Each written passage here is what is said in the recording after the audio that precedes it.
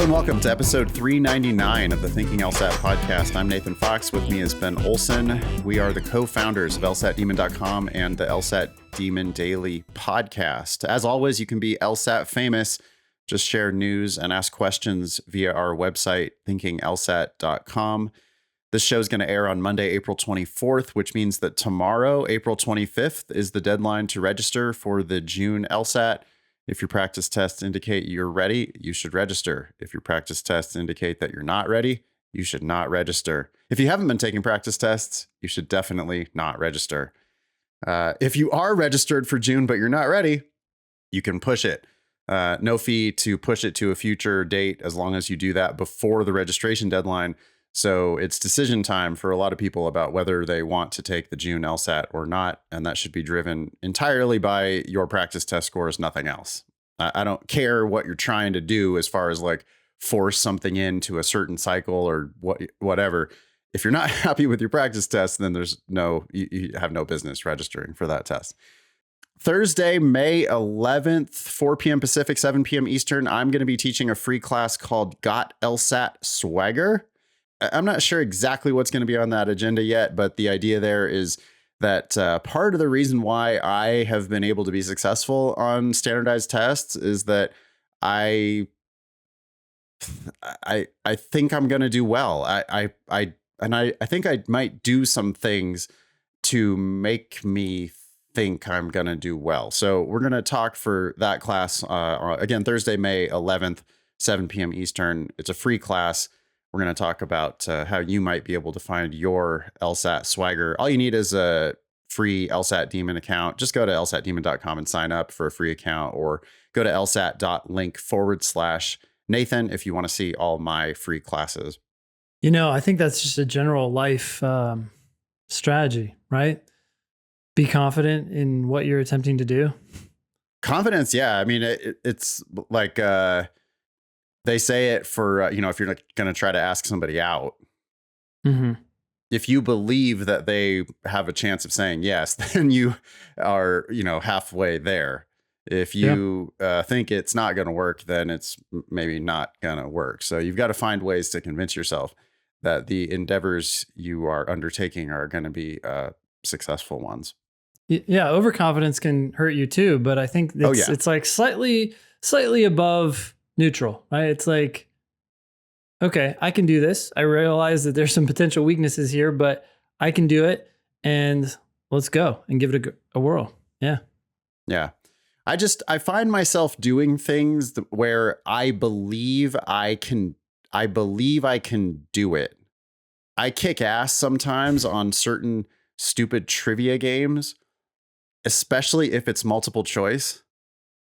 Because I won't look at the answers while everybody else is looking at the answers. I'll close my eyes and I'll think about the question, and I'll listen for just little kind of echoes of well, do I know anything about this at all? If I had to guess, what would I guess? And then I'll look at the answers. And it's little things like that where you're just, you're priming yourself to recognize the answer when you see it. You're open to the possibility that you actually do know the answer.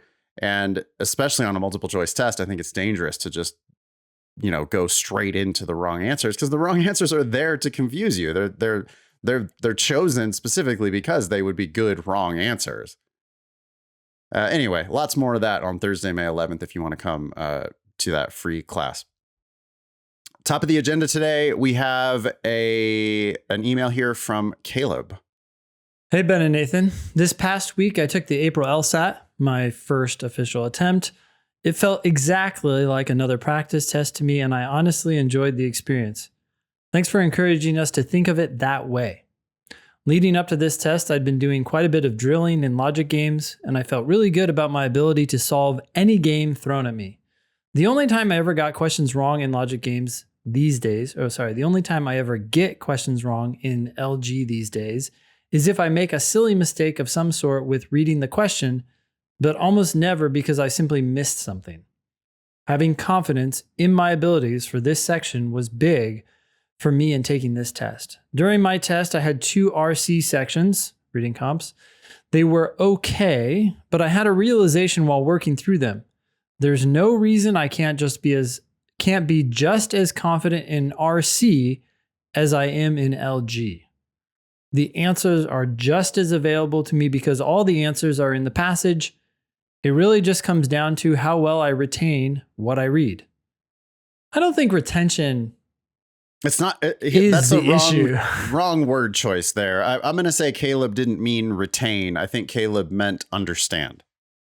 Well, the thing about understanding and engaging with the passage is that retention becomes very easy at that point. How do you understand it if you didn't retain some of it? Right. But it's not about memorization, right? You can memorize shit without actually understanding it.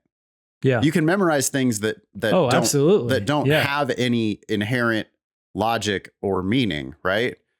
You can remember a phone number from an old rock and roll song, or you can remember, the alphabet. That doesn't have any inherent logic. That's just memorization.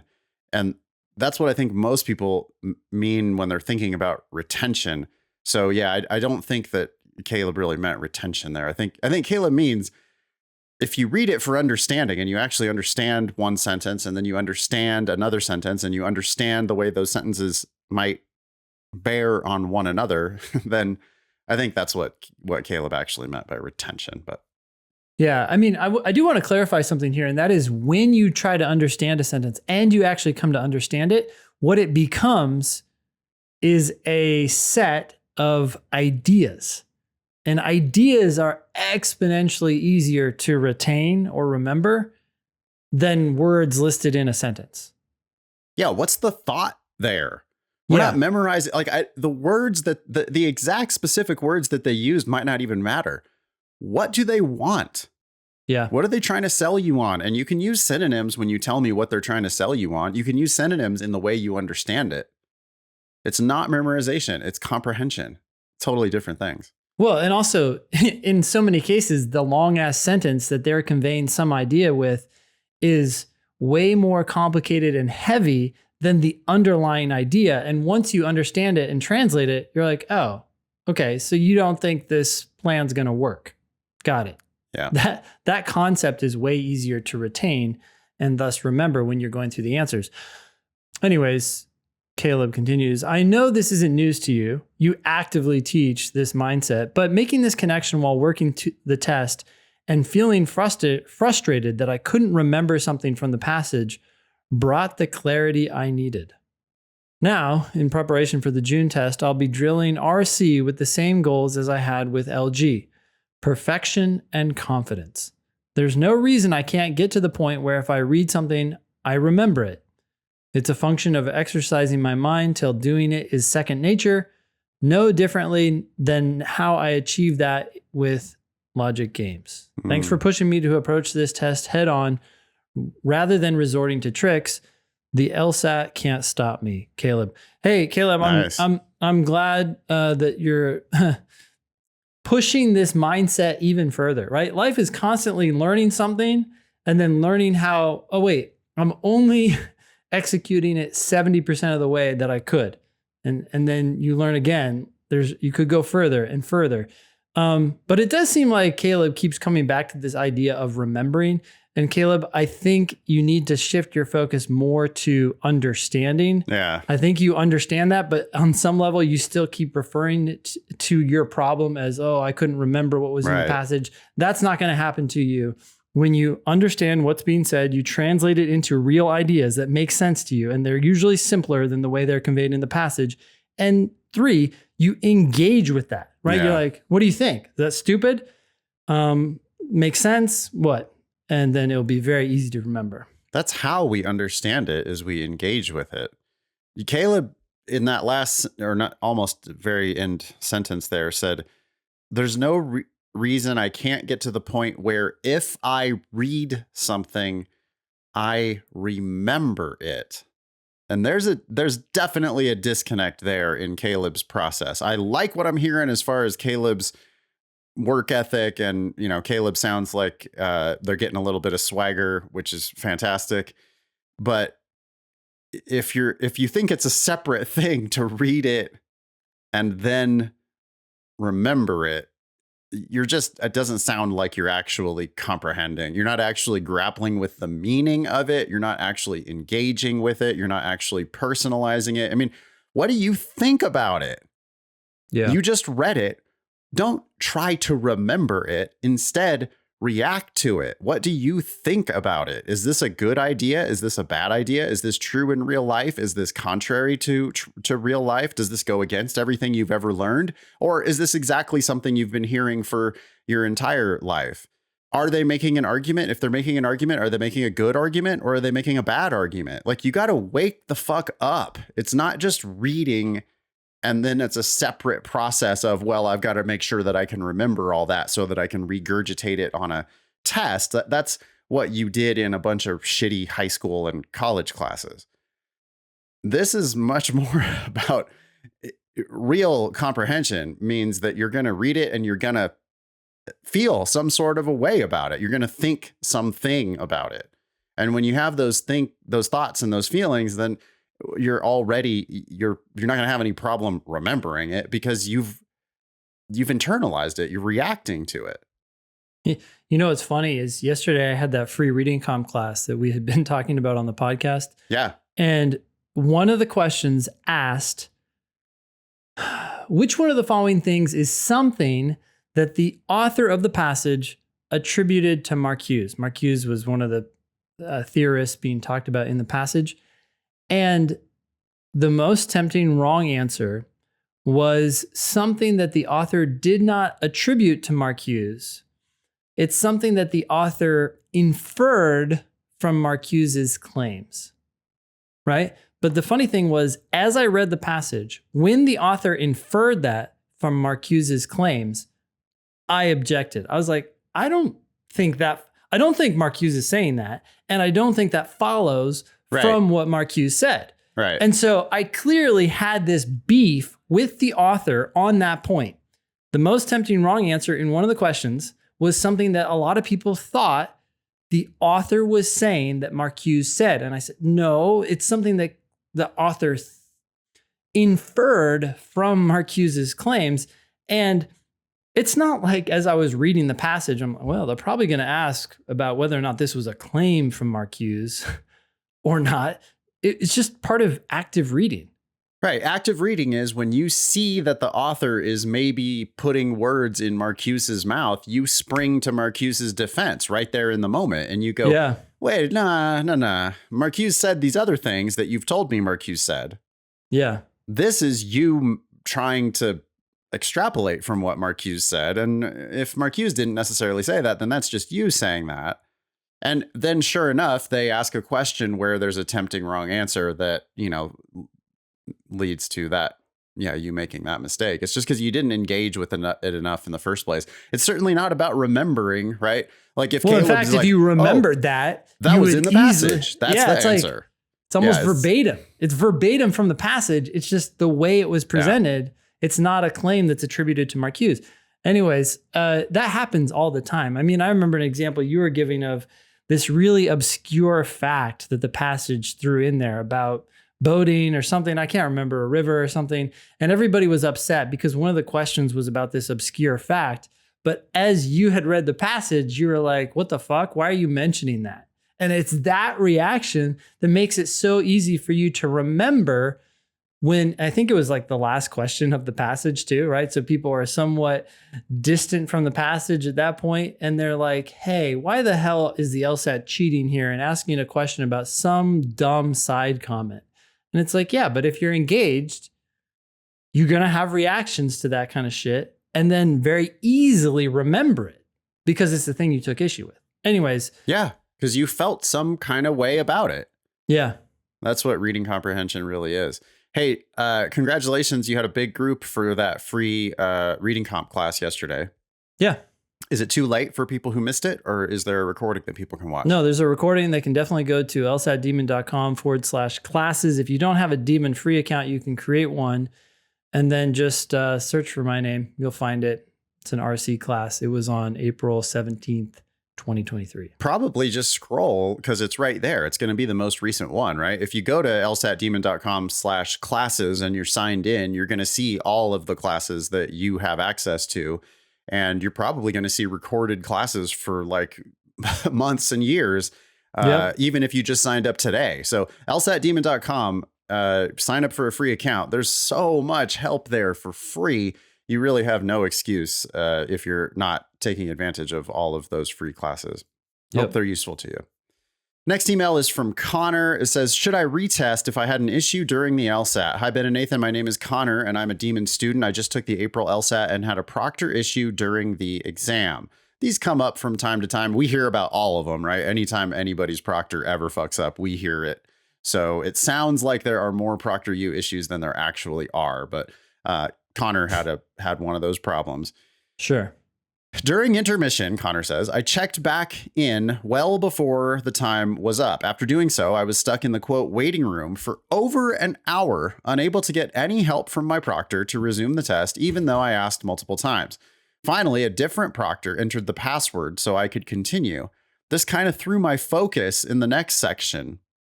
And what is normally a 2.5-hour exam became a 4-hour exam for me. I already filed a complaint with the LSAC and adopted to have my exam reviewed to see if I could retake it. My question is, do you two think it would be beneficial to retake the exam without knowing my score? I'd like to know how I did, but I would also like to put this largest part of the application process behind me. Oh boy. For reference on where my abilities are, I've been scoring in the low 170s on practice exams. Thanks again, Connor. I already had an answer to this question before you read the email. The question was, should I retest if I had an issue during the LSAT? And you don't even need the last part of that question. Should I retest? The presumption is yes, right? There's no harm in retaking the official test if you're ready for the one you just took. So the real question is, why are you not retaking? Why not take a shot at a higher score? Right? I would go a step further and say you have no business taking the April test if you didn't already just plan on taking June anyway. Yep. Connor, please do not fall into the trap of hoping so bad that this is going to be the one and you're going to be done with this process and because it just happens all the time that people decide that they're going to be one and done, or they decide that the next one is going to be their last one. And then they put too much pressure on the one day of the test. I noticed that Connor is making a lot of excuses here, right? It kind of threw my focus. Yeah. Really? Why? Because you could have just sat there and meditated for an hour. It was normally a 2.5-hour exam, but it became a 4-hour exam. So why does that matter? Yeah. I mean, you're going to be a lawyer. You're going to be working 12-hour days. So this was 1/3 of a working day for you as a lawyer. Yeah. And by the way, you're sitting in a probably comfortable chair in a climate controlled environment. Why does it matter that it was 4 hours instead of 2.5 hours? So, you know, when we hear, and I'm not doubting that Proctor U fucked you. And I get it that can, interrupt your process or whatever, but it wouldn't interrupt my process. And that's like because of the LSAT Swagger thing that we were talking about at the top of the show. If it happened to me, I'd be sitting there going, oh, well, this happens to a lot of people. And I bet it really fucks those people up. Yeah. And it's frustrating. And, maybe I'm going to get a free retake out of this. But why is it? It doesn't have to fuck me up on the actual performance on the questions that I'm going to see later on in the exam. Like when it restarts, I still have to answer one question at a time. I'm still going to be given exactly the same amount of time that I had in the first place. Why does this have to be any kind of problem at all? I bet Connor is interested in taking the immediate free retake. I have a feeling that that's the question that Connor really intended to ask here. Mm. So put our earlier answer aside, which Ben and I agree 100%, you should be taking June. I mean, unless you absolutely knocked it out of the park here, you have to take the June test because you've got practice tests in the low 170s, which means you've probably got a 175 within your range, which means even if you do get a 170 on the April test, we think you're crazy for not taking it again in June to get a 175. Or even a 172 or what? Right, I mean, or a that's 171. astronomical. Yeah. Right. If one LSAT point is worth $10,000 in scholarships, which it is, you're nuts for not taking it again. As far as the free retake is concerned, they're probably going to give you the option if they determine that their error was egregious enough. They're going to give you the option to cancel that test and retake. They schedule in advance now. They schedule a retake date in advance. So they're probably already telling Connor what day you can retake it. Mm-hmm. And my answer is, it sounds like you should probably do that free retake. Yeah.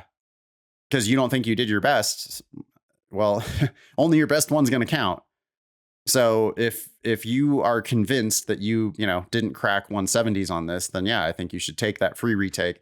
And in any case, you should definitely be planning to take June, unless you really knocked it out of the park here. If you got a 176 plus, then fine, don't take it. You're done. But there's a lesson there for all listeners and students that if you focus too much on any one test date, that can just be a recipe for disaster. I want to say a little bit more about that. I mean, it's kind of top of mind for me because I'm reading The Psychology of Money by Morgan Housel. And he talks a lot about the margin of safety, which is basically when you have a budget or any sort of financial plan, you want to build in a margin of safety because no plan goes exactly according to plan. Right? Like if you have $500 in income and you have $500 in expenses, well, good luck. Now you need everything to go exactly according to plan. All your way, right according to your budget. I mean, Similar analogy.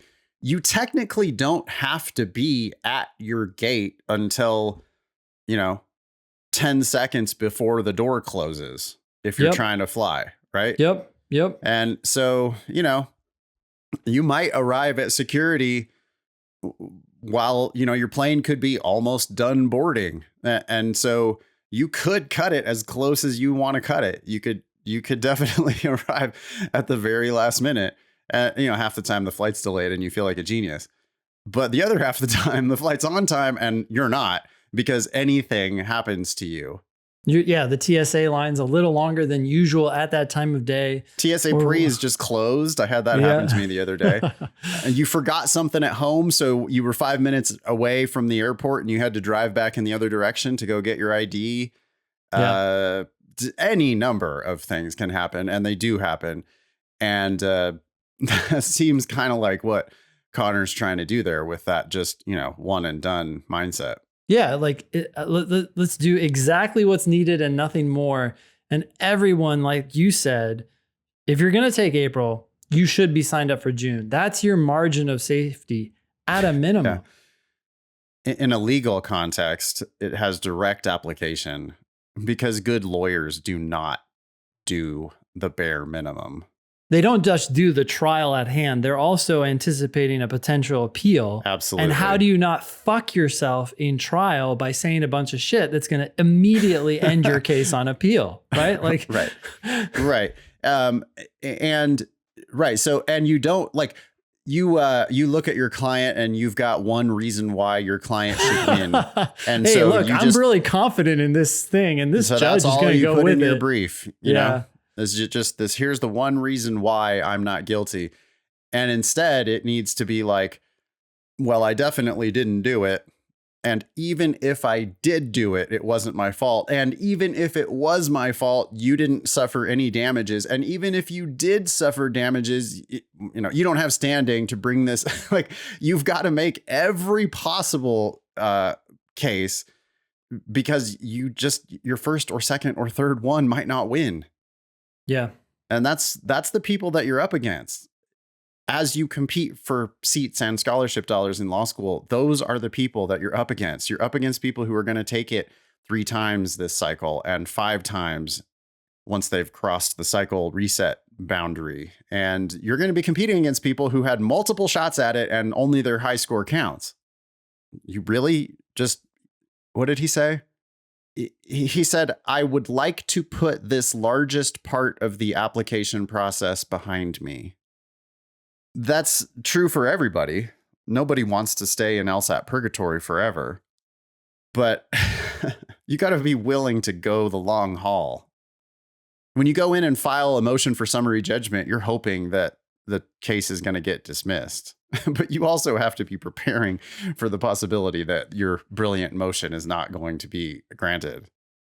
Hey, I want to say one more thing that's to back up what you were saying about this. You said, okay, I want my case to win for this reason, but even if, and it's that exact wording, even if that's not good enough, here's my next reason. And even if that's not good enough, here's my next reason. That is one, totally legit strategy. Two, used by the best advocates in the country. And so I'm just confirming that what you said is exactly true. When I was working for Ross Guberman, he wrote the book Point Made, How to Write Like the Nation's Top Advocates. And one of the chapters was entirely dedicated to how the best advocates title their briefs. And their title, each separate argument is exactly like that. And it's simple stuff, but it's say, hey, when you're making your argument, use this phrase, even if. I mean, it seems like a no-brainer once you are aware of it. But new advocates, they don't know or they don't realize how to structure things. And that's exactly how you structure it. You start with your strongest argument, but you're like, hey, even if that doesn't work, here, this will work. Or even if that doesn't work, this will work. And at some point, the judge is likely to stop. And if they shut down all of your arguments, well, fine. You had a losing case. Yeah. And like the best lawyers are going to sometimes win real bad cases. Yep. And they're going to always win good cases. You want a lawyer who doesn't necessarily believe you, I think. You want a lawyer who's like, well, sure, that's a great case if that's your story. Awesome. Yeah, perfect. Yep. That's definitely going to be part of our argument. Yep. But also, what if you're lying? Like I want to win. Even if my client is a total asshole and is lying to me, I still want to win because I care about the case. I care about my legal record, not justice or whatever. You're supposed to be just a jealous advocate on behalf of your client. And that means that even if your client is wrong or lying or whatever, you could still go in and try to win the case, by exhausting all available efforts. You want the lawyer who's just going to win at all costs, basically. Yep. Not the lawyer who like, oh, they're super sympathetic and they're like, oh yeah, well, this is no brainer, slam dunk. Of course, you deserve to win. That's a losing lawyer. Yeah. Okay. Next email is from Laura. Why don't you take it? Subject is happy with in-person LSAT. Hey guys! ! I just wanted to write in and let you know that I'm super happy to have an in-person option for the LSAT! ! I took the February test and I hated the live proctor system. Finding a place that fit their requirements and having to show them my turned off phone that I had already put away was a time waste, and getting connected to the software was a pain and took over 40 minutes. I took my 10-minute break, came back ready to start, and had to wait 20 more minutes for my proctor to be ready. Is everybody impatient these days? Like, hey man, I was peek behind the curtain. I was out in Virginia visiting Ben this last week, and Ben, you were talking to me about how your kids are watching YouTube shorts. Yeah. Where they're just endlessly scrolling videos and they might only watch like 2 seconds of it and they're on to the next and then they're on to the next and then they're on to the next. You said that that's a competitor, I guess, of TikTok. I don't look at any of that shit. Yep. I was like scared. I couldn't believe it when I quickly like looked at the YouTube app and looked at shorts and I started watching. I was like, oh my God, this is what's happening to everybody right now? I mean, Jesus, if that's what you are used to, then 10 minutes seems like an eternity. 10 minutes, 20 minutes is just an eternity. Yeah, it's crazy because my kids, we have a lot of restrictions on screen time and they don't love it. But I can tell you exactly what happens. When their screen time ends, there's about 10 minutes of complaining and saying, I'm bored, I don't have anything to do, blah, blah, blah. And then, I don't know, it's like 20 minutes, 30 minutes later, they're off playing outside, laughing, having so much fun. And I just have to push through that like withdrawal period, right? And I think we're all affected by this on some level. Who was talking about this? Sam Harris was saying, yeah, today in line, you're standing in line at the grocery store. It wasn't that long ago where you had to stand there. Now everybody instantly gets out their phone. You're instantly consuming content or even generating content, right? I'm responding to emails. Oh yeah. Like there's no downtime. Anyways, it's messing with us. But Laura continues, this totally messed with my mindset and made me more stressed. Then having to wait a while to find out if my test had been flagged for something during the recording was nerve-wracking. Overall, I hated the online remote proctor system and made sure LSAC knew it. I was very pleased to see an in-person option returning. Thanks for the pod and the demon! ! We had a couple other comments from our Demon Daily episode on that topic. Braden says, LSAC loves to give heart attacks on Friday mornings. I think this is a great option for those that don't have the environment or resources to put themselves in the most successful position. However, I agree that most will probably stay remote. Praise the demon! Lots of exclamation points. Owen says, I study by myself at home. That's the way I want to make the real thing. I want to take the real thing. Yeah, if you've got a quiet place with reliable internet, you should, I think, definitely take it at home. I can't see how going and taking it in an unfamiliar environment is going to help anybody. If you don't have a quiet place, we did our for all paid subscribers to the Demon, we did our after party last week Saturday night, and I had a small handful of people show up and tell me stories from the test. There were some ProctorU problems, and when I was asking people about the option to take remotely versus the option to take in person, there were, I think it's looking like some minority, significant minority, 15 to 20% maybe of test takers seem like they might want to go take advantage of this option. Sure. I wouldn't doubt that it'll be smoother. I think it'll be administered by a computer program that's all set up for this. And so it should probably not have these delays. Also, for the people who are really good at the LSAT, it just doesn't matter. The delays are not going to bother someone who is regularly scoring in the 170s. You're just going to sit there and meditate for a little bit.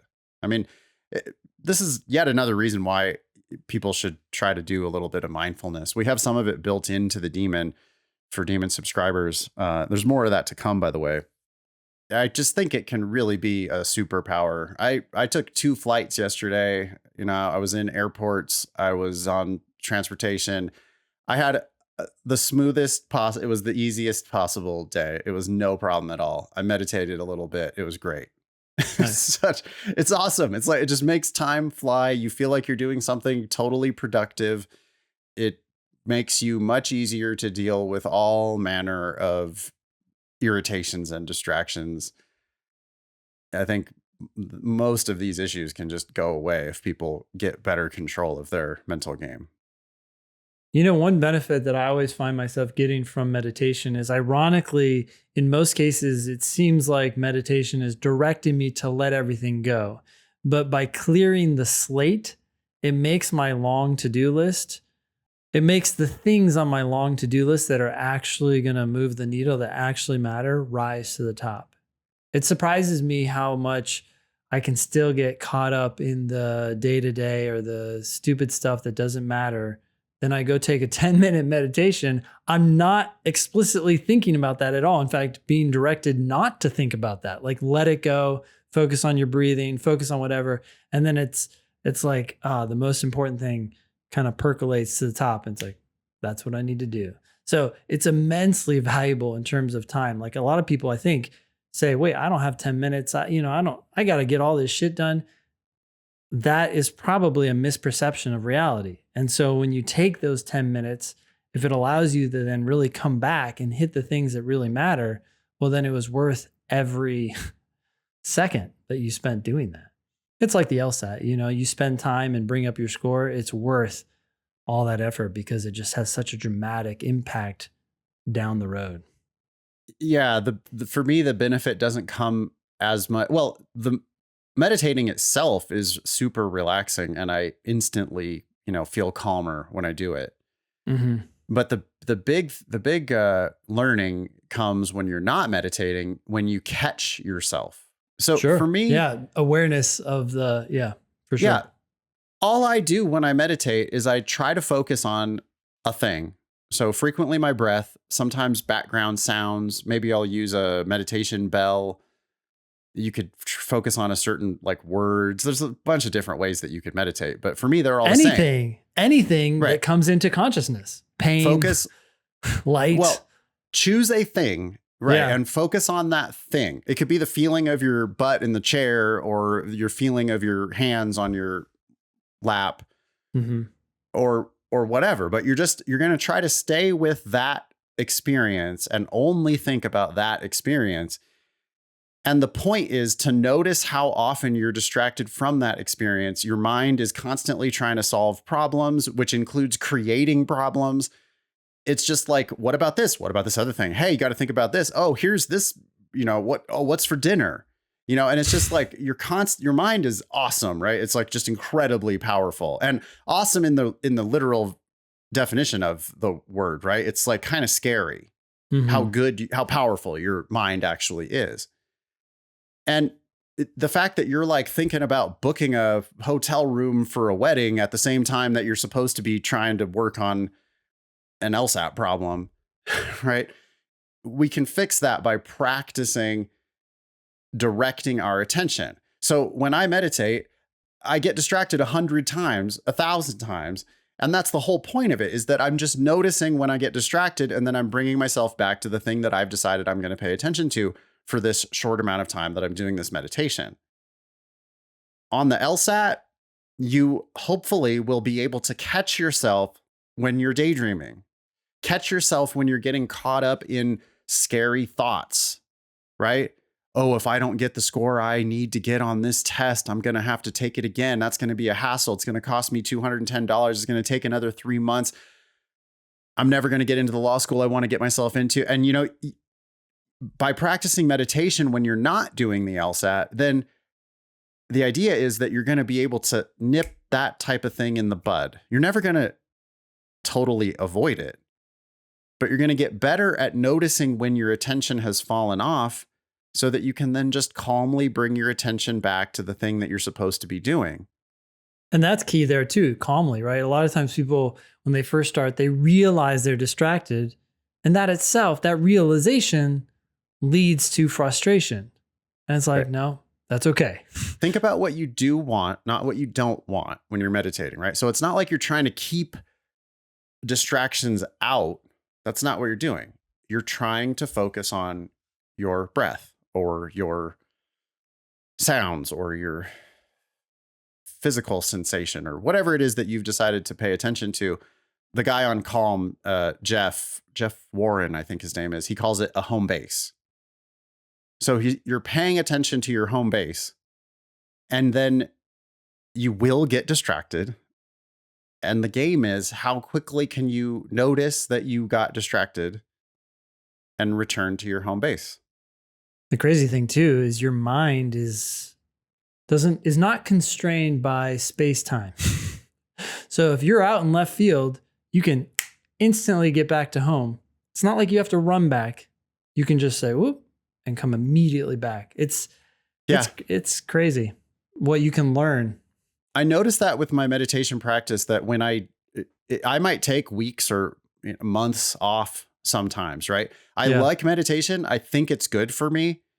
I want to do it daily, but I don't. I fall off. I lose my attention. Yeah. But when I do it just once, I'm instantly back where I was. Mm-hmm. Right? You're either directing your focus or you're not, right? You're either choosing what to pay attention to, or you're just along for the ride. Yep. And your mind is going to go everywhere, right? In space-time. Yep. But you notice that you're on Neptune, and then you just go, oh, wait a second. Nah, I'm coming back to the thing I want to pay attention to right now. Or you're fine with being on Neptune. And you say, hey, my mind brought me here, and this is something I do want to address. But it's a conscious awareness of what is happening as opposed to unconscious, right? And just like you said, going along for the ride and not even aware of what you're aware of. Both modes are incredibly useful, right? Yeah. You're going to be, I mean, your mind solves problems in the shower, right? Yeah. While you're thinking about something totally different, your mind is capable of just solving these other problems and doing all kinds of amazing things. But there are times where you want to choose what you're going to be thinking about. Yep. And instead of being carried away on this nonstop train of, it's like multi-dimensional thoughts, overlapping in just every possible different configuration. And instead of that, you're like, whoa, I got to take all this crazy horsepower that my brain does have, and I'm going to channel it, right? I'm going to focus it all onto one sentence of the law school admission test or whatever it is that you're choosing to work on in that moment. Yep. And I think you might find that your ProctorU problems go away if you do that. Yeah. Because it's like a delay or a break just becomes an opportunity to meditate. But just any moment, really. As you get better and better, you're in the middle of something. It's precisely like, okay, let me focus on what's creating this anxiety or stress or discomfort or whatever. And that puts space between you and that cause or source of angst. And that alone is a power, right? Like it's definitely something worth investing in. Yeah, especially because it costs nothing. And I mean, it just takes such a crazy small amount of time. Yeah. And I do it myself. There's, days and days where I didn't find the time to meditate, which is so insane because I definitely had time and I absolutely wasted most of that day. Like, I know I did. You just do all sorts of stupid shit. Go get coffee again, or go, you just do things that don't move any kind of needle at all. And if you think you're super hyper busy and you don't have time for meditation, then yeah, you're the person who definitely needs it the most. Yes. 100%. Okay. That was a long Thank you, digression. Laura. Yeah. Thanks, Laura. Next one is from E about online learning. Hey, Ben and Nathan, thank you for the guidance and content. It is immensely helpful. I am in the final class of my undergraduate degree with the graduation ceremony coming up in June. As I have been active duty military for almost 11 years, my degree has been completely online and completed over the course of about 7 years. My questions are: 1, I'm concerned that my academic credibility will be harmed since I did not attend a traditional brick and mortar institution. Does the fact that my degree is from an entirely online institution influence my admittance chances? Ben, you want to answer? No. The thing that matters is your GPA and your LSAT score. Where that comes from is of very little significance. Yeah, it matters less because they don't report that type of thing on their 509 report. So, most schools are going to look at a 4.0 and they're going to be excited about it. Now, if they're comparing your 4.0 to a 4.0 from MIT, then yeah, they might prefer the MIT 4.0, but they're not going to prefer an MIT 3.0 to your online 4.0. Yeah. All things being equal, it matters, but all things aren't equal. Rarely are, right? Number 2, do law schools care how long it took me to complete the degree? No. Yeah, that's another thing that is not listed on the 509 report. They do not ever have to represent that, to the world. It's not like, well, our median GPA is 3.65 with an average graduation time of 4.5 years or something like that. That's not a stat. So why would they ever give a shit? And you were active duty military for 11 years, which, by the way, law schools love. Military folk definitely outperform in their from their numbers. Yeah, you had to work hard in a way that a lot of people don't. You were okay with someone screaming at you at 4 a.m. to do push-ups. Yeah. And, law schools look at that and they're like, perfect. You might make it in big law. Perfect. You'll be able to respond to partners yelling as well. Yeah, you'll be fine with someone owning your ass 24/7. Okay, 3. Furthermore, my grades suffered early on due to personal life problems, but I have retaken the classes that were affected and am projected to graduate with a 3.7-ish GPA.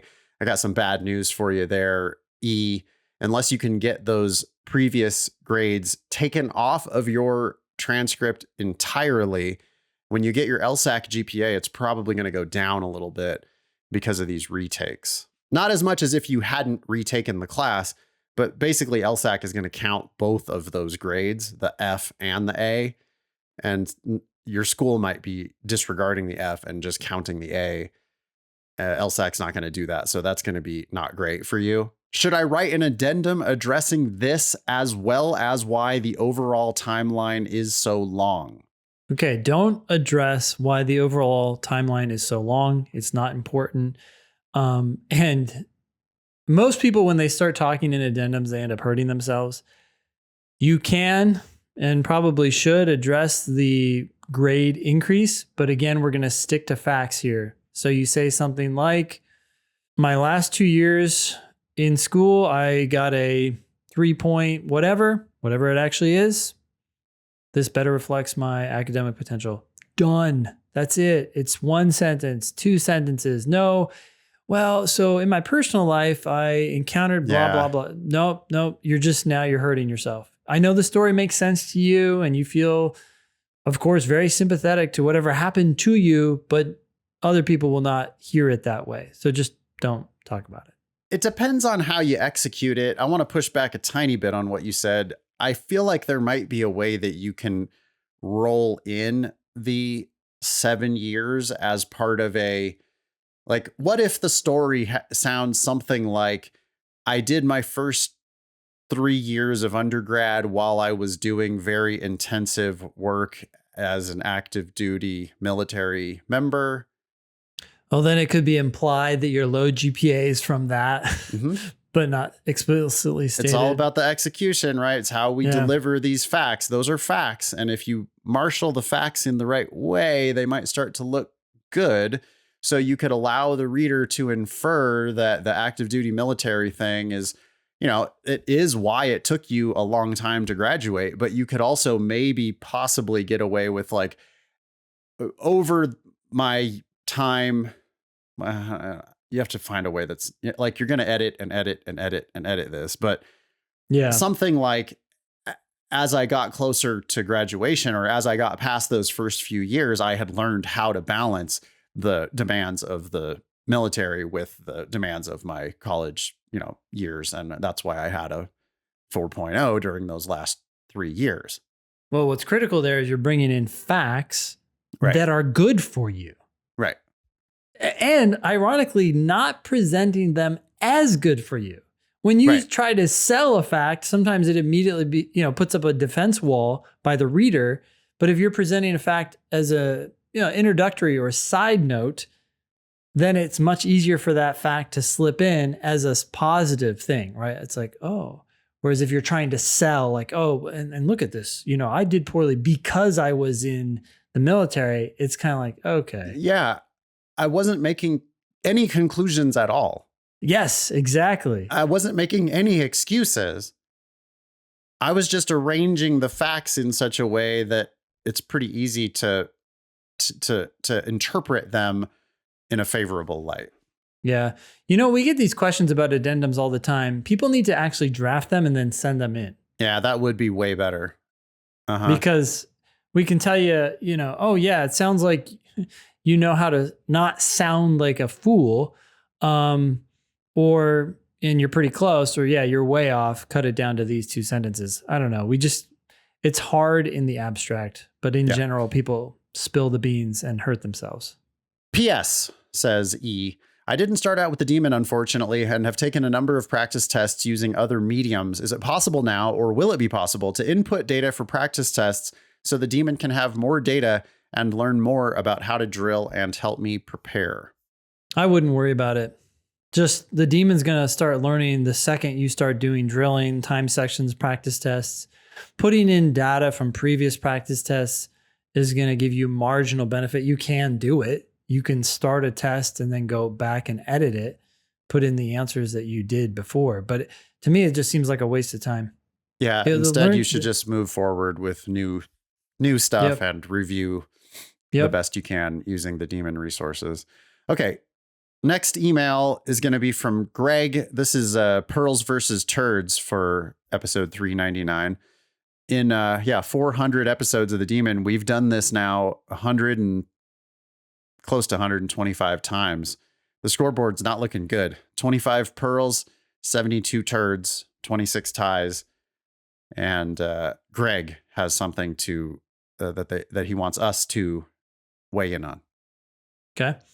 Hi, guys. I'm the same guy that suggested the police driving tactic of, quote, drive as slow as possible as, drive.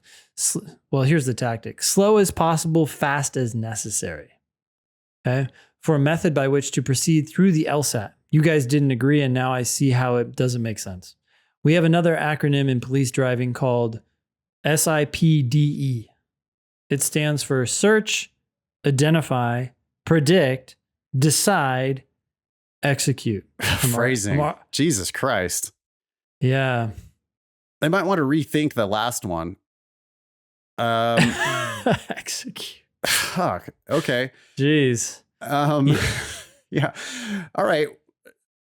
It's a lot. I immediately feel like a ping of anxiety. Like, totally. What? Well, just like I see a ping of anxiety every time I see a cop. Sorry, Greg. I'm sure you're a good guy. Cops scare the shit out of me. They carry weapons that can be used to execute. Okay, so cops are thinking SIPD. SIPD. Search, identify, predict, decide, execute. I already hate it, but what else we got? Yeah, Greg says, I think it parallels the LSAT well in the following ways. Search the passage for every ounce of information or any flaw in the presented reasoning. Identify the question type with which you're presented. I hate it already. No, this is a turd. Sorry, Greg. We don't just immediately go into classification of question types. That is not the second thing that we do. Definitely not. Yeah, this is like and we don't do it at all too on many games. Steps into search. We don't do it at all on Reading Comp, and we don't do it at all on games. So no. Yeah. Predict the answer or several possible answers. The problem with that is that like you're putting it third and it should be constant. Like predicting is an active exercise. Just like we were trying to get way up at the beginning of the show, we were trying to get Caleb to comprehend as he's reading and not have read, then separately retain, which I think he meant understand. If you're thinking that predict is the third thing that you do out of 5, no, because I'm frequently predicting the answer when I'm like halfway through the first sentence of a logical reasoning question. Yeah. Or I'm predicting bottlenecks in a logic game after I notice that the same player was mentioned in the first rule and the second rule, right? I'm thinking about that connection and I'm thinking about that bottleneck, and that's part of predicting. And it happens constantly, always, not third in some acronym. Yeah. He goes on, decide which answer is correct based on your prediction. It seems, do people need to remember that? And then lastly, execute your selection by choosing the correct answer. I don't think people need a reminder for that either. It's quite simple, but it may be a pearl over a turd. Maybe it's at least neither. No, it's a turd. That's it's not quite simple either, Greg. It's an unnecessary acronym that it's not going to help you do anything. What? You need to read that shit carefully, Greg. Like, there's no acronym. Read it, make some connections, not search, identify, predict, decide, execute. Yeah. Sorry, I hate it. It's just simpler than that. It's so much easier than all that. Yeah. I think you're just trying to force it into something you already know, Greg, which, we're always trying to take what we learn and see how it relates to what we already know. But yeah, just focus on understanding. Appreciate the effort, Greg. Appreciate you listening to the show and writing in. Appreciate the pearls versus turds submissions, even if they're turds. Go to lsatdemon.com. Go to thinkinglsat.com and drop us a line if you want to submit something for pearls versus turds. This next one is from Anonymous. The subject is, should I test before beginning to prep? Anonymous says, hey guys, I've been listening to your podcast for a couple of weeks now, and I was wondering if I should take a practice test to see where my cold score lands, or should I just go straight to preparing? Well, it does not matter. Do whatever will get you started. Doing a cold diagnostic is the first step of preparing. I mean, it's a perfectly great first step of preparing. The first thing that you do is you do a question, or you do a section, or you do a test. If you've got 2.5 hours and you want to just do a whole test and you're not intimidated by that, which you shouldn't be, then great. Do a full test and then review the shit out of all your mistakes. Or just do one section and review the shit out of all your mistakes. Or do one question and focus on getting it right. That's what LSAT Demon drilling is built for. The easiest way to get started is to just hit drill and do one question. But if you want to do a practice test and get a cold diagnostic, that's great. And it is part of your preparation. It's not separate from your preparation. Yeah. Yeah. I mean, I think we say this over and over again, but if you haven't figured it out, the way to get better at the LSAT is simply to do an official question and then review it until you understand it. Whether that's in drilling, time sections, or tests, as you were just saying, Nathan, it does not matter. So I actually want people to do whichever one of those three things is most appealing to them, because I want you to get started, because I don't care what medium you do it in. I just want you to do an official question and review it to the point where you understand it. And now you're moving the ball forward. So figure yourself out. If a test motivates you, you want to see what score you'd get, do it. Anonymous continues, I plan on purchasing your live session program. We just call it Demon Live, but wasn't sure where and how to start. You just subscribe to Demon Live and come to any class. That's all you got to do. You can start any day and your month starts on that day. So, 15th to the 15th or whatever, you'll have access to all of our live classes and all of our recordings of all of our live classes, and just jump in with whatever. It could just be whatever class is happening right at that time, or you could schedule out, I want to take a class from Ben and I want to take a class from Nathan. And this Logic Games, Worlds class looks good, or whatever. You can pick your topics, pick your teachers. There's so much for you there, but you don't have to start at step one because it's not a test of knowledge. Yeah. And don't get stuck with analysis paralysis. Any class is fine.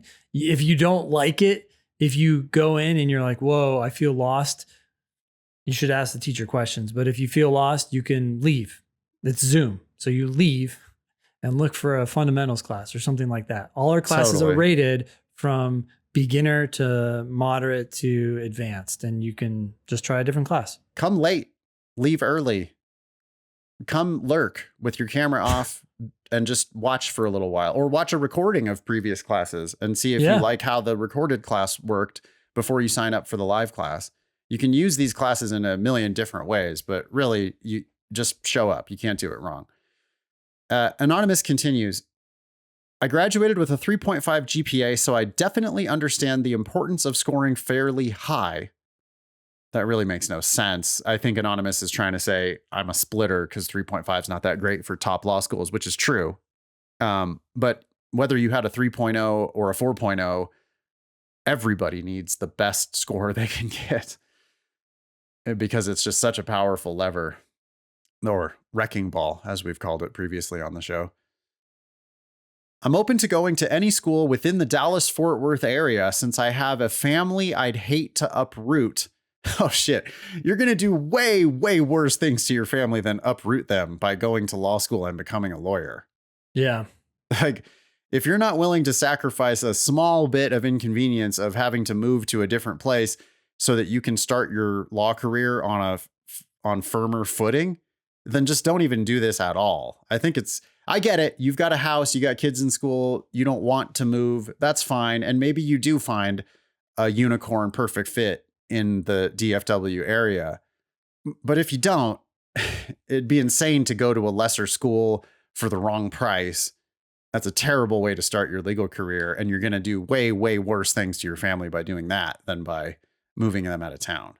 I just did a quick search for the number of schools in that area, and I see 3. Yeah, you got to broaden your net there. I think you got to at least apply to all the schools in Texas. I understand that Texas is big, but if you're a Texan and you really want to stay in Texas, there's lots of other schools that could work. And also, why don't you just expand into other schools? Yeah, well, we were just talking about the military, There right? are nicer places than Dallas, by the way. Go ahead.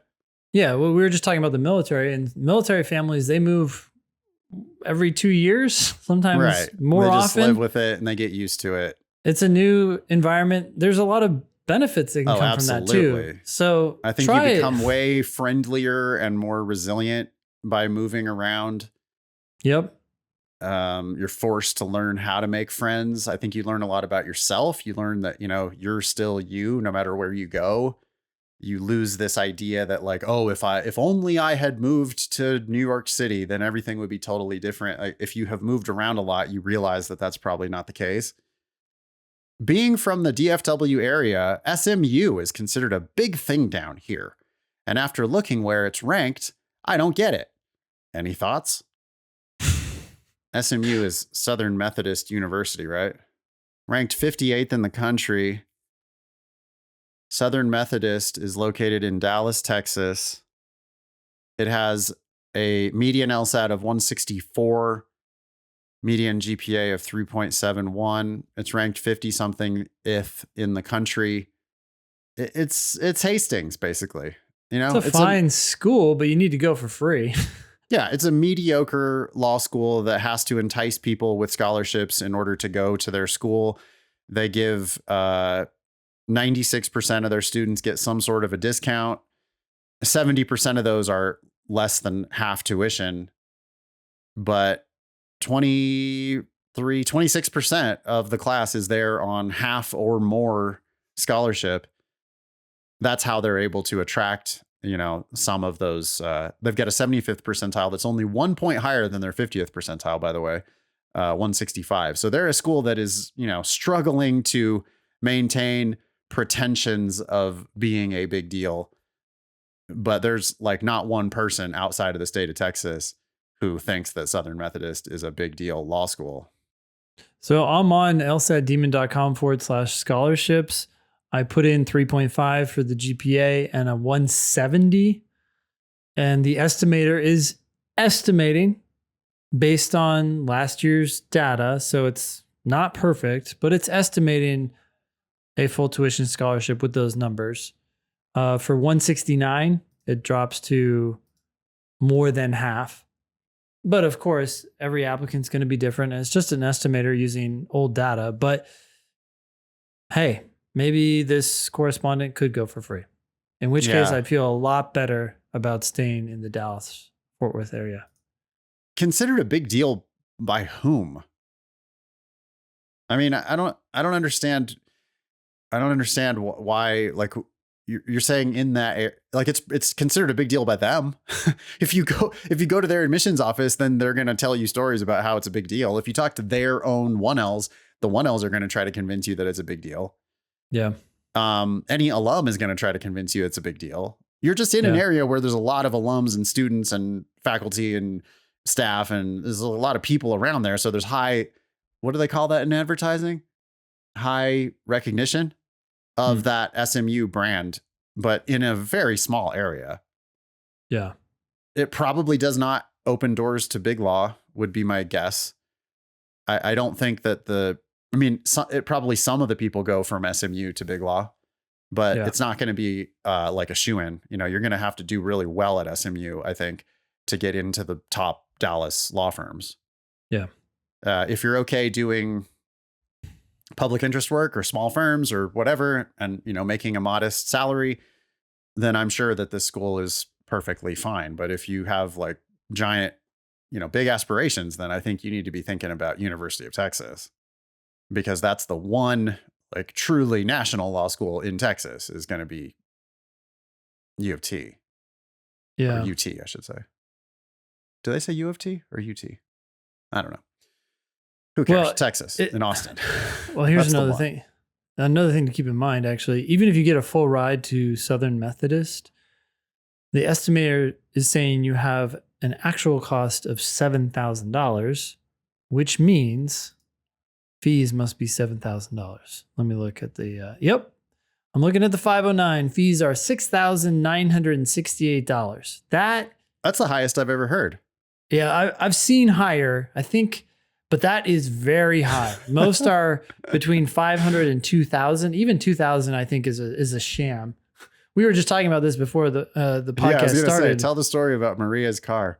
Yeah, so she's at the dealer trying to buy this car, and they have $1,000 in dock fees. And for a second there, I thought it was referring to the taxes on the vehicle, because that's about how much it would be here in Virginia. And then I saw that, no, the taxes are a separate line. And so I'm asking them to, I'm on the phone somewhere else saying, hey, can you break down these dock fees? Anyways, this is a total, it's just a dealership scam fees, basically. They give you a price, but then when you actually get your invoice, it's a different number. And that's what it's like here, they're hoping to give you a price and a scholarship and entice you and make you think that it's a good deal. But then when you get your loan package, it's for more money, because they're going to also soak you for the $7,000 in fees. That's a crazy number. Because really, if you got a scholarship to this school, if you take 7,000 and you add it to the 54,000, you're looking at 61,000, right? If you actually look at the cost as 61,000 and they came back to you and said, we'll give you 54, you're like, okay, so I'm not getting a full ride. I'm getting more than half, but that's what it is. Instead, it looks like a full ride. Oh man. It's another example, by the way, of better schools actually being cheaper. The tuition at Texas. Yep. For resident, by the way, is $36,429. The resident at Methodist is the same as the non-resident. Private school charging full price to everybody, whether you are a Texan or not. I mean, it's double insane, it would seem, if you're a Texan to go to this school, because you don't get any kind of a Texas discount. Yeah. Whereas at University of Texas, which again is a wildly more prestigious school, you're going to pay less to go to that school. Yeah, 17th in the nation. And then even if we are looking at non-resident tuition at Texas, it's $54,096. The tuition at Methodist is $54,090, $6 different, interestingly. But then Methodist throws on $7,000 worth of fees and Texas has zero. Yeah. Texas looks pretty legit. They're like actually rolling their fees into their tuition. Thank you for doing that. Thank you. Yeah. It's fucking obnoxious to have fees, like mandatory fees that are clearly part of the tuition. Yeah. And that's some bullshit there. Yeah, I don't know, man. Don't drink the Kool-Aid of SMU. It's making me rethink. It's making me rethink how we display this information on the scholarship estimator, because Southern Methodist comes up as green, right? It's like full tuition. And then we do note right next to it that the actual cost is $7,000, but I wouldn't say that's full tuition. Yeah, I tend to agree. I think we should probably just tack those fees onto the tuition and not play their stupid games. Yep.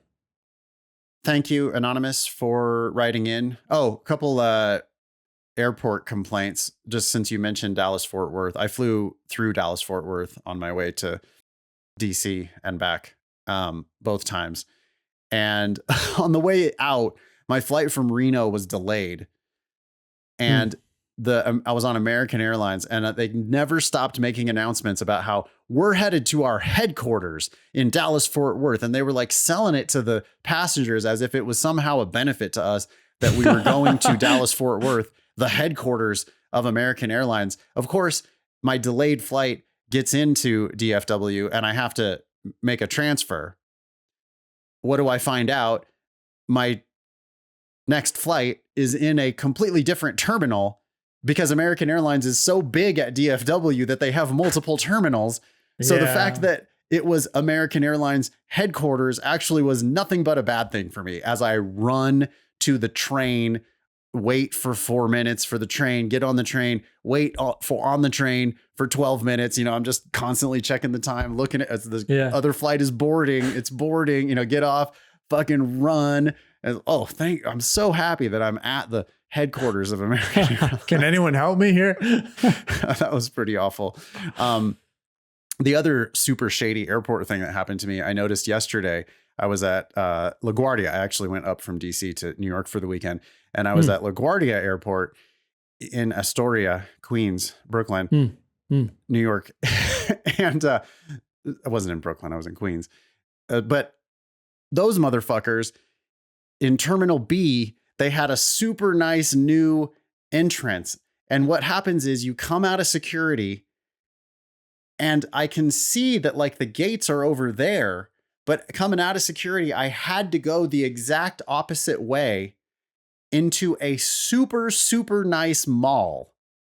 And then the path curves and 100% of all the people who came through security had to go on this detour through a mall.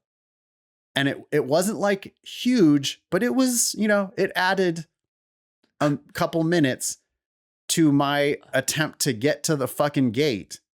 Unashamed American capitalism. Isn't America just the best and worst at the same time? It's like, I'm so glad that I could, if I wanted to do my damn Christmas shopping here at LaGuardia in the departure, like, did it have duty free signs? Like, oh, it's duty free. It wasn't even to get to the exit. It was in the entrance. So it's like 100% of the people who go through this are on their way to a flight. Yeah. And you're making everybody drag their carry-on shit through just like, hey, buy, and at the very least, I'm seeing all the advertisements for all this bullshit. I did not appreciate that, LaGuardia. I mean, I see you working, capitalists, but I just don't. God, so bad. Okay. I'm sure. Yeah. They can charge more for that space. Absolutely. It's foot traffic. They're making more money. Yeah. I mean, obviously they're just like, oh, I don't give a shit if it takes 2 more minutes to fly through LaGuardia. We're going to make money. And that's what we're here for. Yep. Not the best. Okay. You want to read this email from E? Yeah. The subject is, should I give up on the LSAT after almost 2 years of study? Wow. Okay, E. Dear Ben and Nate, I spent 1 year studying with a prep tutor and spent the last 10 months studying with LSAT Demon Live. So I've spent nearly 2 years studying for the LSAT full time. My cold test score was in the low 150s 2 years ago. It's a good cold test score. Right now, I'm scoring consistently -0 or -1 in logic games, -7 in logical reasoning, and in reading comp, I don't have time to finish the third passage, but my accuracy is -1. Okay, so you're getting like -8 to 9, maybe. After having spent so much time and money studying for this test, I am seriously thinking of giving up on this test because I'm not scoring anywhere near my desired score range. One particular problem I'm experiencing is that when I'm drilling, my accuracy is almost 90%, but in a time section, it's much lower, -7. Should I take the June test as planned, take whatever score I get and apply? No. I'm not sure that postponing the test would do much good, thinking about how much time I've already spent studying in the past and the amount of progress I made during that time. Thank you. There is one thing I need to say, because this correspondent is focusing so much on the past. I was just listening to a podcast and the interviewee was talking about Daniel Kahneman, the author of Thinking Fast and Slow. Thinking Fast and Slow. It's an excellent book. Yes. Yes. So the interviewee, maybe you heard this and you can correct me, but I think it might have been on Freakonomic Radio. But anyways, the person had worked for Kahneman and helped draft chapters. And this person was surprised by the fact how easily Kahneman could take a chapter that they had worked hours and hours and hours on, refining it, and just blow it up. Just say, boom, we're going to do something different. Goodbye, chapter. And one time he asked Kahneman, why are you able to do this? Why are you able to blow things up and just start all over with a new chapter and a new focus? And he said, I wish I could quote it exactly, but something along the lines of, I do not consider sunk costs, or I'm not a sunk costs decision maker. I wish I could say how Kahneman said it, but the point is, Kahneman did not let sunk costs affect future decisions. He full-heartedly took that wisdom into heart. Yeah. Definitely a sign of a good writer. Good writing comes from good editing, and good editing is largely cutting. And I forget what writer said it, but you have to be able to kill your darlings. Wait, I heard that from you. And when you told me before, I think you said Stephen King. I thought that it could have been. Yep. Okay. Murder your darlings. Oh, wait. It was also reiterated by Stephen King by his book on writing, which is an excellent book about writing. Again, Stephen King on writing. We've recommended it many times on the show. Yep. The quote from Stephen King in that book is, kill your darlings, kill your darlings. Even when it breaks your egocentric little scribbler's heart, kill your darlings. Many of you need to do that with your overwrought personal statement. Like, the fact that you've spent a lot of time working on it doesn't mean it's good. And I know you love it and you're really proud of these little nifty turns of phrase, but if they're not getting the job done, if it's not the statement that you want to submit today, then I don't care how long you spent working on it. Yeah. What does that have to do with whether E should keep going or quit on the LSAT journey? Well, the question isn't E, what you've done. The question is, what can you do? And are you willing to do going forward to get the score you need to go to law school, hopefully for free or very close to free, and going to a good law school that meets your goals? Do you still want to go to law school? Do you want to do what it takes to get into the school that you need to do or that you need to get into? Then focus on moving forward, not on what you've done. Continue getting better at logical reasoning and reading comprehension. I'm glad you're focusing on accuracy in RC. I mean, three full passages, if you can get them all right, that's fantastic. But you shouldn't be feeling badly about that. You can score solidly in the 160s with perfect games, solid LR, and just 3 passages on RC. You can actually get probably pretty close to 170. Yeah. So maybe E has unreasonable expectations for what they want their LSAT to be.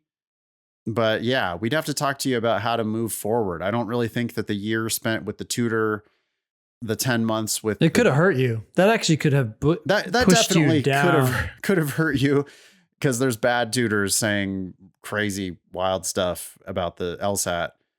Now that you're with us, 10 months is a long time, but people have been here with us longer. You know, usually we don't recommend one-on-one tutoring, and I wouldn't even recommend it fully now. I just wonder if there's any value in meeting with one of the demon teachers for just an hour. Just like, hey, what are you doing? How are you doing it? I mean, he or she might also be able to get that in class. Just stay after, talk to us. Go to logical reasoning classes and figure out why you're missing 7 in a section of LR. Yeah. I mean, like you shouldn't, you didn't mention what your accuracy is on LR. You're saying it's -7 for the section, but is that because you didn't get to them, which is okay? Or is it because you're missing them, which is not okay? And anyway, you're going to get better at LR one question at a time, one mistake at a time. So what kinds of mistakes are you making? Why are you making those mistakes? How are you going to stop making those mistakes? On reading comp, it sounds like a speed thing. The way you're going to get faster on reading comp is by predicting answers. So, you know, don't just immediately start reading answer choice A. Instead, think about the question you're being asked and try to answer it independently of the answer choices. Yeah, I want to double down on that too, because yesterday in class, there were easily 2 questions. I think there might have been 3, but I know for sure at least 2 of them were the most tempting wrong answer, which I look at right after I explain the question, right? I explain the question, then I click the I, and it's like, oh, okay, here are the answer choices that were most tempting, which might be why so many of you wanted to go over this question. In both of those cases, the most tempting wrong answer was an answer choice where I read 3 or 4 words. Right. I read 3 or 4 words, crossed out the answer, and moved on. So it's one of the answer choices that I spent the least amount of time on and the least amount of time explaining. And now everybody's like raising their hand like, okay, I hear you. You just got rid of that answer. But I was really tempted by what? The second half of that answer. And I read it. And I was like, well, I didn't even get there. So I'll go back. I'll read it. I'm like, yeah, everything about that is great. But these first 4 words do not work.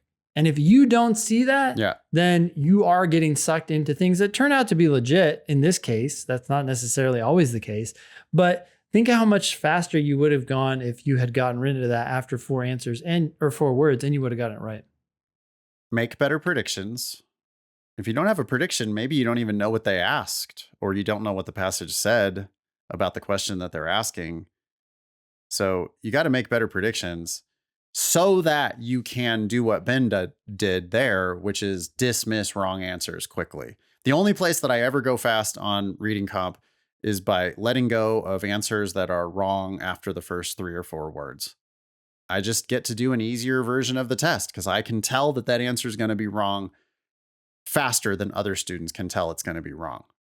That's where we get to pick up time. But the way we do that is by going slowly and carefully and largely predicting the answers. Good lucky. Come talk to us in class. Love to help you decide whether you want to keep up or quit, or keep going or quit. Want to read this next one from S? I do. Before I do, I'm going to read Daniel Kahneman's quote. I found it. Daniel Kahneman says, "When I work, I have no sunk costs. I like changing my mind. Some people really don't like it, but for me, changing my mind is a thrill. It's an indication that I'm learning something." He's a scientist. That's what scientists do. Yeah. This next one is from S. The subject is UGPA grade appeal success. Hey, Ben and Nathan, as I start to prepare for law school applications, I came to realize that on my college transcripts, there was a semester of a program I previously dropped that was being reflected in my cumulative GPA. This brought my GPA from a 3.9 down to a 2.7. Yeah, shit. Okay. I wrote the chair appealing these grades and requesting they be changed to an abbreviation that is not reflective in my cumulative GPA, and they insisted they couldn't. Abbreviation? Yeah, I don't know what that means, but maybe like a pass-fail, which would be reflective in your LSAT GPA. I hope that's not what you did. So I took Nathan's advice, did, quote, lawyer shit, and dug through their policies and wrote back referencing XYZ policy that they, in fact, can reopen a grade appeal. Long story short, I requested a grade appeal. They denied. I persisted and then received an email from the program clerk that my transcripts had been updated and my appeal was approved. I love it. I mean, half the battle is persistence, right? They might not even have it agreed. They're just like, we're done. We're done talking about this. This person's not going to go away. Just give them the fucking request. And this person got it. Who knows? Writing this to give their students a simple glimpse of hope. I'm writing this to give other students a simple glimpse of hope that they too can succeed in appealing grades. I wouldn't have asked or persisted if I wasn't a listener of the podcast. Thanks for everything. Take care, S.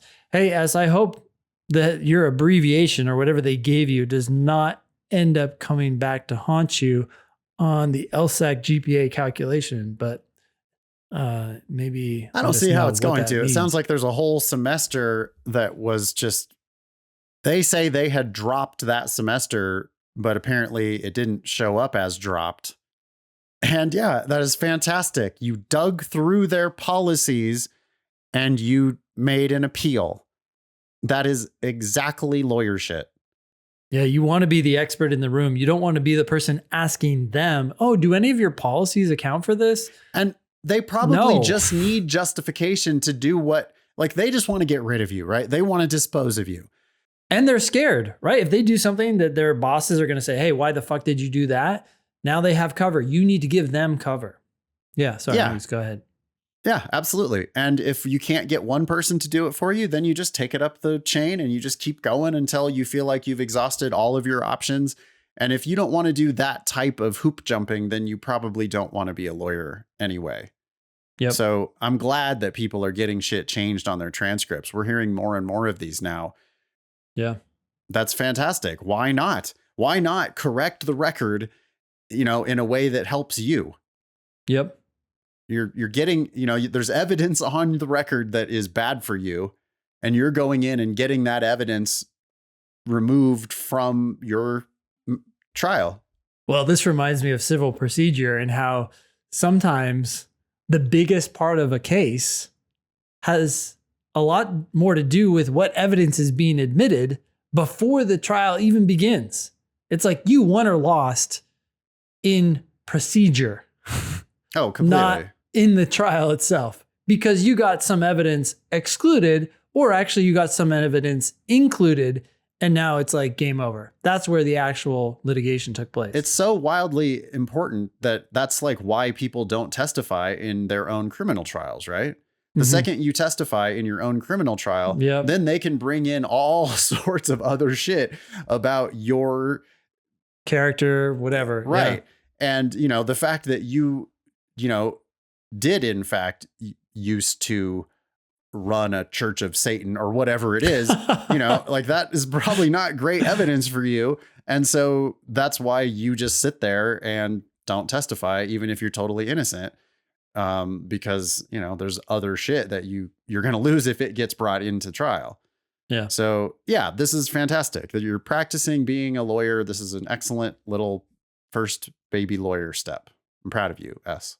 And even if you fail, like that itself is a learning experience. Like, did you go overboard? Did you not advocate for yourself in the right way? It's like, learn from these failures. Yeah. And everybody should do it. I mean, anybody who has bad shit on their transcript should give it a shot. I wonder if I'm going back now and looking at our military correspondent who had bad grades early on. Yeah. I wonder if there's some loophole there, like just some way that you could get. I think you should be digging through. If you're not happy with your GPA, I think you should be digging through your undergrad policies and trying to figure out ways that you can get bad might be grades shocked. removed. Yeah. Right. You might be shocked. It's like, oh yeah, sick. If you can document that you were sick for more than 4 days during an exam period, that might be grounds for reopening the thing. And yeah, totally. Absolutely. I mean, sometimes you read rules and you're like, let me read that again. Is that really right? Right. We deal with this in taxes and all sorts of things. It's like, you got to be kidding me. Okay. So if I do this, now I'm going to get this thing over here. Yep. Okay. Doesn't make sense, but that's how rules work. All right, last one is from Nick, and the subject is T14 and big law hurdles. Hi, Nathan and Ben. I'm currently restarting my LSAT journey. I've had struggles on LRRC that have kept me from reaching my goal score, a 174. You're probably thinking I'm close, say a 168 to 171 range. I'm not. I'm at a 157, which I canceled last October. Wait, if you canceled, how do you know your score? Oh, score preview maybe? Also, that was a long ass time ago. What are we really talking about here? I'm confused already, Nick. I have blind reviewed all the way up to the high 170s, which stop doing that. That's a company that shall not be named. Yeah. Trying to pat you on the back for, when you redid it, you were able to get a high 170s. Like, you knew that you're not going to pick the same dumb answer that you picked last time, and you had unlimited time. Shocker, you can score in the high 170s. That doesn't mean jack shit. I don't know why anybody does that. That's total waste of time and completely meaningless. Yeah. Anyway, Nick says, but I haven't transferred it to a practice test or official exam. Yeah, no kidding, because it's totally bogus. Yeah. It's like, can you imagine a quiz? You're taking a multiple choice quiz, right? At school or something? Yeah. Yeah. And you do the quiz and you get a C on it, but then the teacher gets it back to you and says, okay, you can try again. Well, you better get close to 100% because you've already you've eliminated one of the wrong answers. Well, not only do they say try again, they're giving you your quiz back, the one that you literally just filled out, and it has X's through the ones that you got wrong. I mean, that may not be exactly how this other program works, but regardless, it's a waste of time, and it's misleading to people. Why can't I match my blind review scores on my new practice because you haven't seen those practice tests before. Yeah. You haven't read that reading comprehension passage already. Even if you don't remember what wrong answer you chose, you're getting to read it again. You're reading the whole damn thing again. You're going to see new stuff the second time you read it. Obviously, you're scoring higher. You just got double time, basically, right exactly. there. So. Yeah, unlimited time. Yeah. Okay. I know this comes from not understanding the material as well as I could, so I'm reaching out to see what type of help I can get to close this gap. Okay, are you an LSAT Demon student or not? Because you're saying a lot of shit that is just not LSAT Demon stuff. So LSATdemon.com, sign up for a free account at the very least. Watch all the videos, do the drilling, read the written explanations, use the ask button. So many ways that we can help you if you just get yourself a free account. For context, Nick continues, I'm 25, working full-time, and have an UGPA of 3.84. I would like to attend a T14 and go into corporate law, specifically focusing on mergers and acquisitions, private equity, IPOs, and capital markets.